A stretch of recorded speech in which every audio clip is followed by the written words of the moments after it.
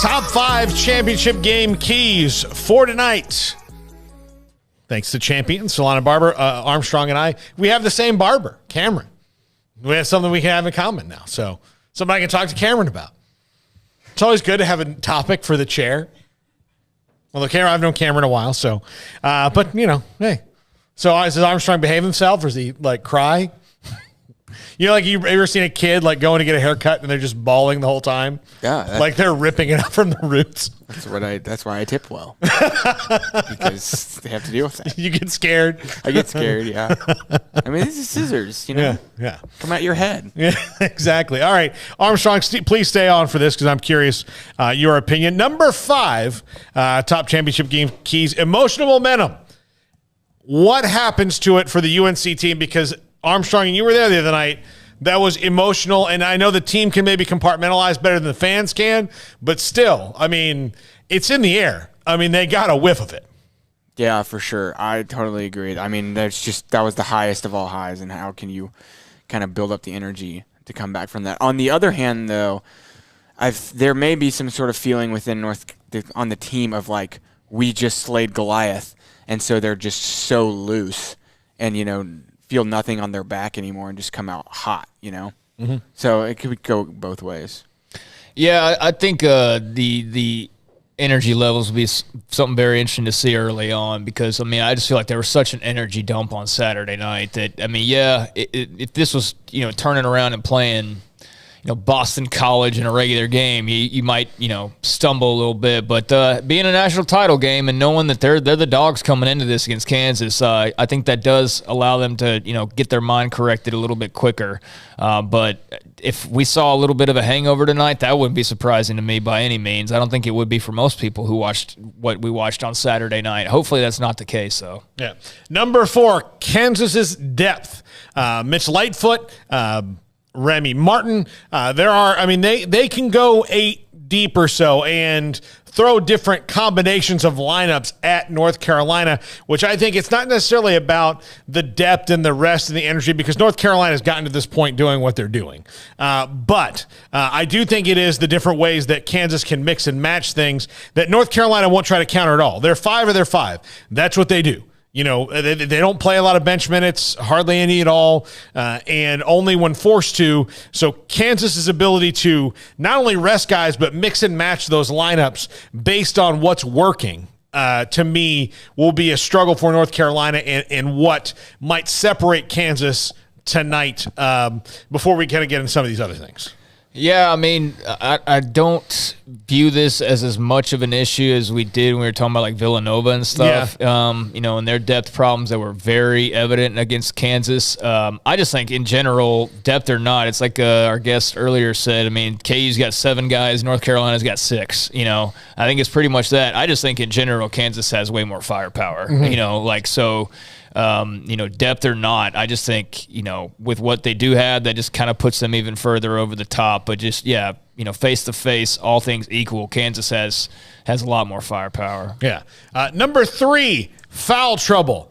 You know, what do the refs call? Does Armando Bacot? Does Armando Bacot get in foul trouble? And if he does, you know, what does that mean for David McCormick? And how does UNC deal with that? And they're going to have to deal with his injury anyway in a second. We'll talk about that. But if North Carolina gets in foul trouble, Kansas can navigate it a little bit better. But if David McCormick gets in foul trouble, that means more time for Mitch Lightfoot. You know, if it's Mitch Lightfoot versus Armando Bacot, even at 75%, Armando Bacot's probably still going to dominate that matchup. Yeah, probably. I mean, I get why officiating is part of the formula. I really wish it wasn't, but you know, I'm sure it will come into play tonight.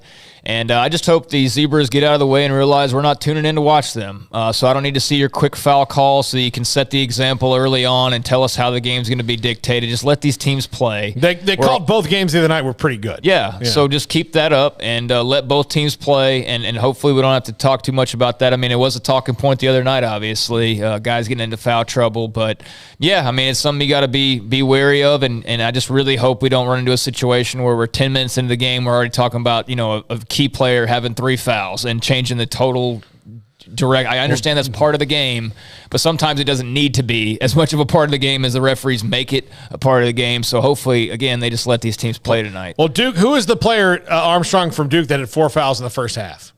Williams, AJ Williams, or was it Ivy? Not Ivy. No. It's Theo John. Theo John had 4 fouls in the first half. Yeah. Now, look, I don't blame that on the refs because the 2 fouls he committed, 3 and 4. Now, I don't remember the first 2. Yeah, I mean, fouls are fouls. But 3 and 4, like, he should have been off the court. You know, like that was Coach K's doing, and Theo John, just the 4th one was really dumb. Yeah. Like, what are you doing, man? Like, you've got 3, you don't do that. But again, probably caught up in the moment. Number 2, KU's pace. If they can run the way they want to run, and North Carolina can run with them a whole lot better than Villanova. Like, part of the reason that Villanova lost the other night was that game had to go perfectly according to script for them to win the game. They could not let Kansas at any point run like they do. And that's what they have so many athletes, and they're so fast, and they can get out in transition. If Kansas can do this, now North Carolina can do it a lot better than Villanova can, but if Kansas can do this, they can dictate the pace of this game and run North Carolina out of the gym. Yeah, I mean, are they shooting as hot as they were the other night? Yeah, that certainly go a long way. I mean, like when you don't miss, it's easy to go on a run and make the pace, unsustainable for the opponent. But I mean, KU's going to try to dictate the game tonight. I don't think there's any question about that, and have it at their pace. And if it goes that way, North Carolina falls in that trap, that's going to spell bad news for them, because I just don't think they're going to go toe-to-toe firepower for firepower with the Jayhawks or beat them at their own game. So, yeah, I mean, if KU starts, that's definitely going to be one thing I'm watching early, is just how hot do they start. Because if it's like the other night, man, then this could get kind of ugly. It really could. Yeah. And number 1, the battle of the bigs, Bacot versus McCormick. McCormick was fantastic the other night. Bacot was great until he got hurt, and even then, toughed it out and played the rest of the game. But if Bacot has to play most of the game slowed, this is good news for David McCormick, who played, again, really well the other night. Again, this is a much better matchup. Even like you heard Matt Tate say, even at 75%, this could be a wash, which means the other things come into play here. But if Armando Bacot, pounding on that ankle has to sit out for any stretch, this is something that completely turns in Kansas's favor. Yeah, I hated seeing him getting hurt. That was just the timing of it really sucks. I mean, it really does. But yeah, I mean, it was a good matchup the other night. But hopefully he's as healthy as he can be, given that he's not going to be 100%. But yeah, I mean, it's going to come down to the bigs. I mean, we know North Carolina, they can rebound. I mean, there's going to be some battles on the boards tonight. So that should be quite the tussle down there with the big men. And I hope Bacot's got enough juice to be able to play close to his normal game, because man, the last thing you want to see is like injuries and fouls playing too much of a role in a championship game. We'll see on the fouls. The injuries are obviously going to have some effect, but hopefully not too much of one. Yeah, absolutely. All right, that's going to do it for us.